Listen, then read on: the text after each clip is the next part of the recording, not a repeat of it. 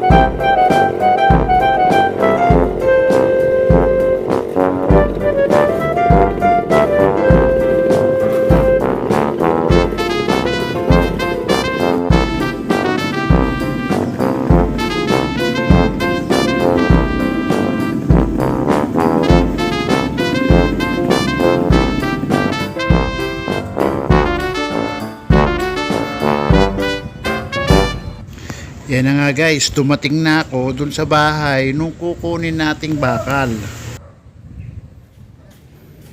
At ayan, binubuhat na nung aking anak yung bakal na aming tinimbang. Dito ko na lang binidyohan kasi ayaw nung may-ari na makita siya sa video.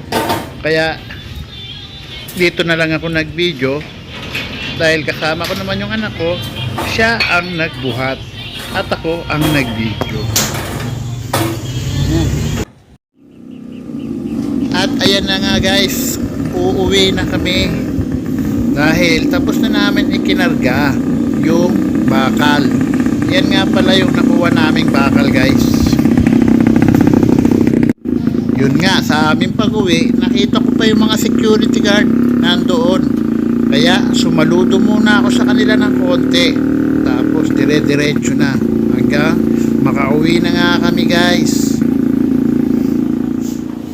At sa sobrang bilis ng pagyayari, nakarating na nga kami guys dito sa aming junk shop. At yan, kikiluhin na namin yan.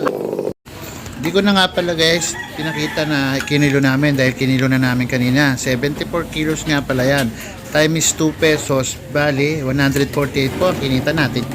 At ayun na nga guys, inabot siya ng 74 kilos. 74 kilos na bakal ang ipinahakot sa atin. Medyo konti lang. Kumita lang tayo doon ng halos 150 pesos. Pero okay na kaysa wala, diba?